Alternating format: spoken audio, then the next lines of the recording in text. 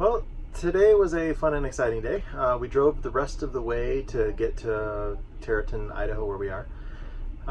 Bus still has a little bit of an oil leak, not nearly as bad as what it was yesterday, but it is still leaking oil. Fun things that happened today, well, you'll see in the video, but I definitely, in the middle section, I was like, I think the GPS said 64 miles to go or something like that, and I was talking to Kelly because we went through the Craters of the Moon National Park, I think is what it's called. We had to stop because it was really cool looking out there. You'll see some of that in the video. But so I'm talking to her and watching my gauges, and I totally missed the GPS telling me to turn left. And well, Kelly notices it right before I'm supposed to turn. I would really have the jack on the brakes hard to make the turn, so I didn't do that. So I went on. I figured I'll turn around. So meanwhile, my GPS says to go forward like 8 more miles and turn around, and then so that's 16 miles out of the way. And I'm thinking, well, it's a 2-lane road. There's no shoulders. There's really nowhere to turn around. So she pulls it up on her GPS and her phone. She's using the Apple Maps that comes with the iPhones. And with the rerouting, it would have been like 80 some miles. I think it said 88 miles to get to where we're going. And her thing comes up at like 44 miles with a different solution. And I'm like, oh, well, we're doing that. Because that was even less than what the other one was. I'm like, why did it tell us that? So we take that and we get up to the street where it says to turn left, and it's calling it a name that then there was no street sign with that name. And it looked really funny, and I thought, well, that's okay. We'll turn there. It's got to go through. And then not paying attention to the big signs that are everywhere that basically say, do not go down this road. So there's multiple signs this is a very serious thing. So we are now entering, and it's a 2-lane road with no shoulders. There's no way for me to turn a bus around on this road. So once I'm on it, I am fully committed to being on this road. But signs that say Idaho National Laboratory, which I didn't know what that was. Didn't sound that important to me. In retrospect, now that I know what it is, it's a very serious thing. And the nuclear disposal site access that was across the street where I turned there, that might have given me a little bit of a clue too to not do that. But there's all kinds of things like no civilian access, credentials required. And then, you'll see in the video that the signs, the authorized use of deadly force is granted or whatever. And I got to go up to this guardhouse, which no doubt they're armed with, automatic weapons there. And there's no place to turn around before I can just commit to getting to that. So I was like really freaked out. I'm like, that, why would that? And there is no access road. This road does not go through, which her GPS was putting us through the laboratory. I guess the road probably does go through, but you're not allowed to go through on it. So I don't know why that would even be programmed in the GPS.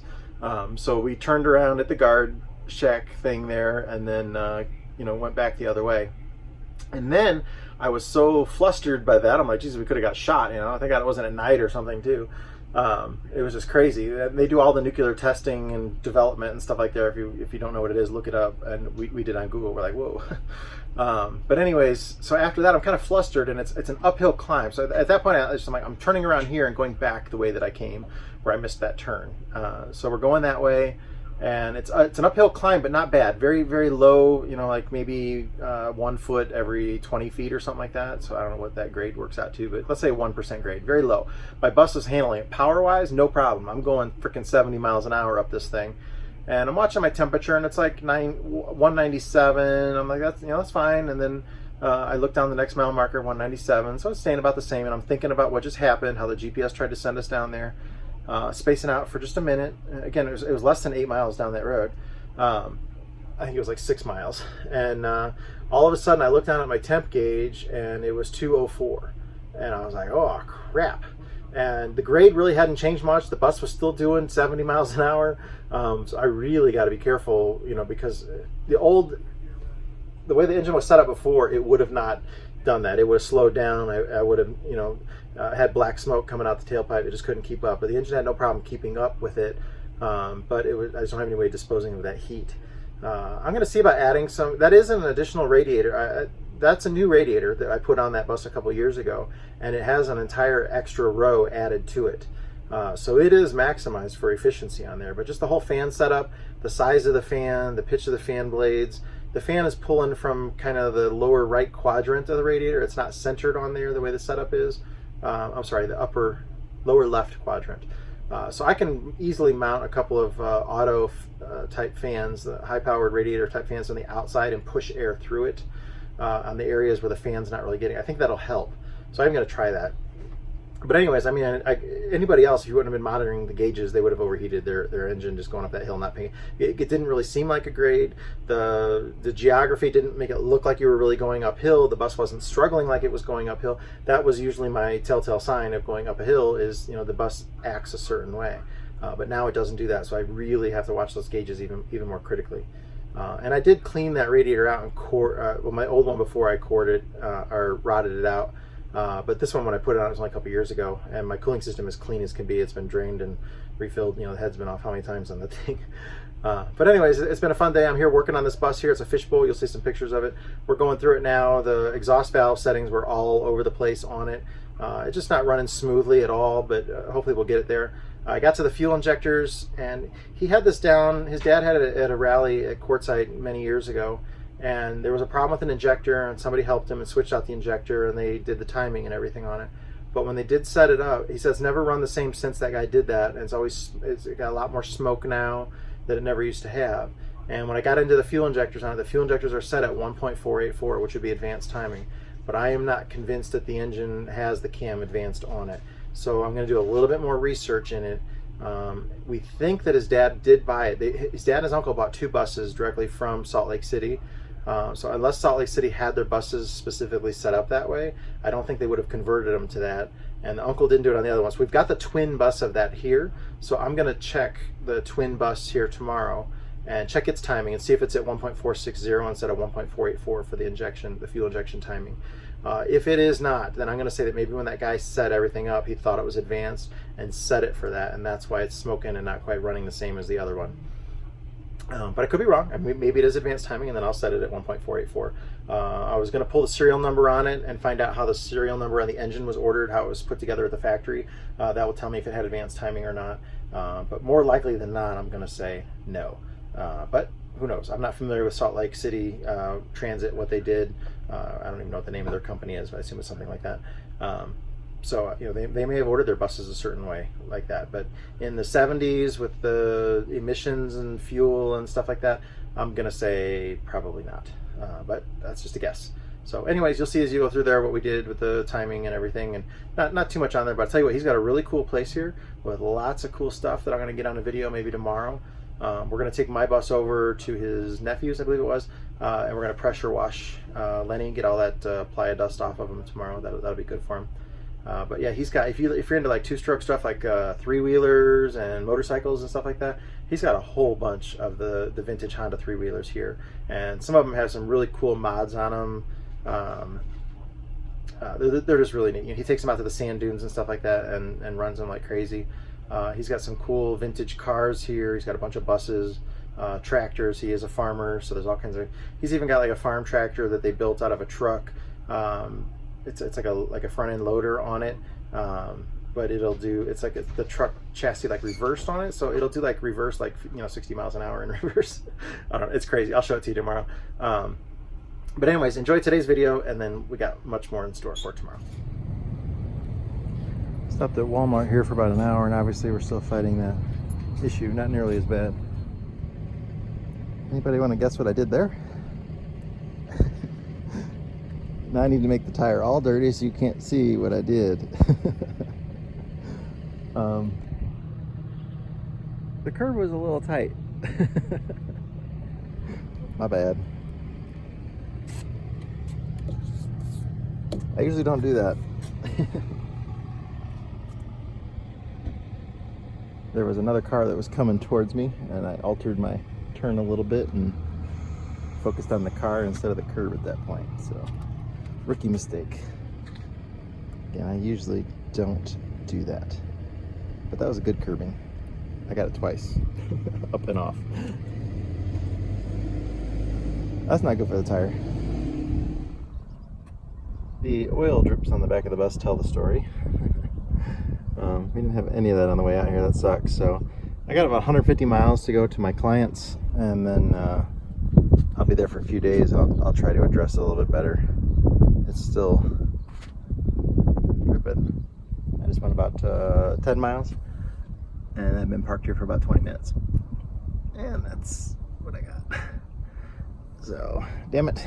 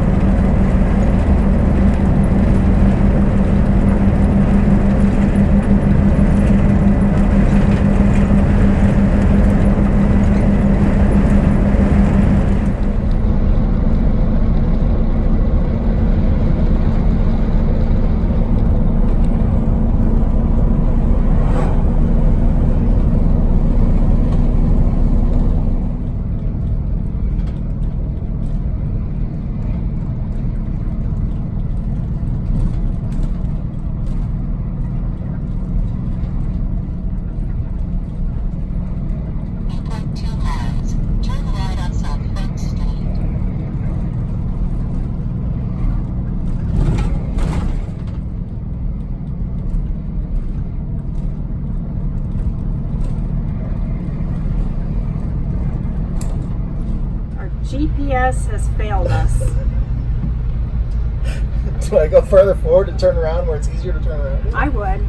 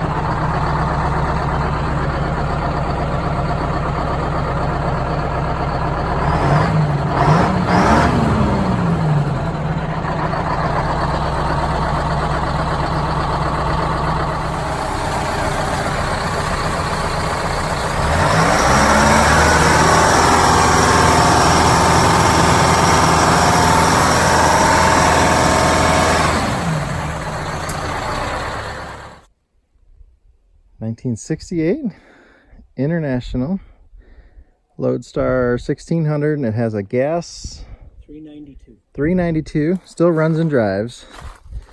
Was this your dad's first conversion? Yeah. He did this one in the early 80s. And it's kind of dirty because we just got back from a reunion with it. But Oh, you took it. It's like a time capsule. It's awesome.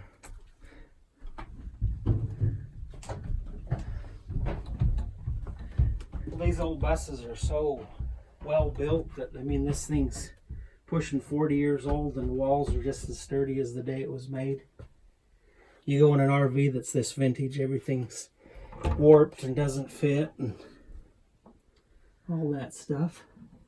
Nice. Interesting layout that he chose to do. I've not seen it with there's a dinette in the back. It's just nobody's made the bed up yet since we got back from camping. That's why the kitchen's back there. In the middle. That makes sense now. Yeah. Yeah.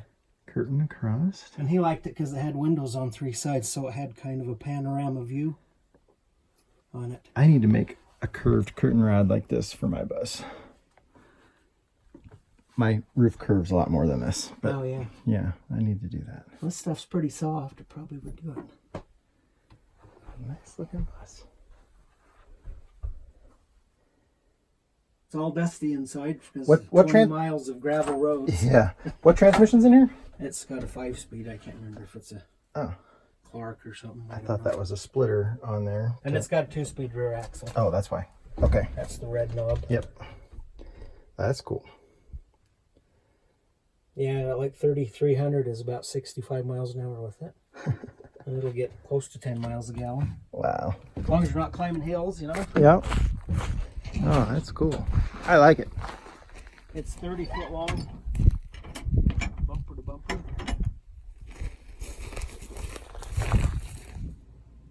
So we're just going through, we're going to go through and check all the timing on everything, and this is a .017 that is not supposed to fit in there, and it fits extremely loose on there.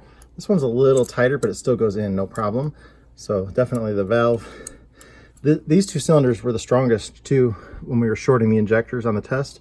So I'm really curious to see what the settings are when we get to those. But this is the first one we checked, and it's way off. So we're going to go through and set our exhaust valve clearance on here to .015. So that's the bus I'm here working on now, a Fishbowl. I think he said 1977, if I'm right. No, it's got 8V71 and a VS2-8.